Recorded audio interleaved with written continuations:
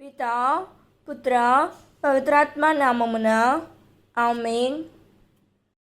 ఈరోజు దేవుని వాగ్దానం. నేను మిమ్ము ప్రేమించినట్లనే మీరును ఒకరినొకరు ప్రేమించుకొనుడు, ఇదియే నా ఆజ్ఞ.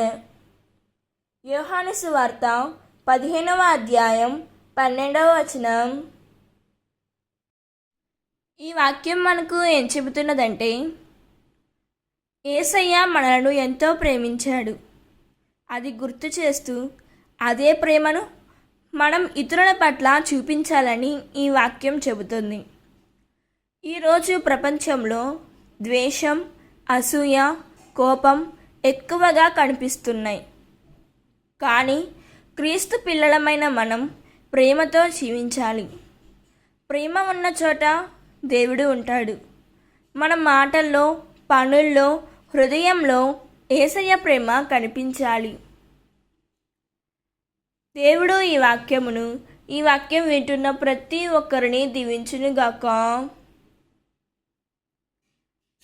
ప్రార్థన. ప్రియమైన యేసయ్య, నీవు మమ్మల్ని ప్రేమించినట్లే మేము కూడా ఒకరినొకరు ప్రేమించుకునే హృదయాన్ని మాకు దయచేయుము. కోపం కన్నా ప్రేమను, ద్వేషం కన్నా క్షమను ఎంచుకునే జ్ఞానాన్ని మాకు అనుగ్రహించుము తండ్రి.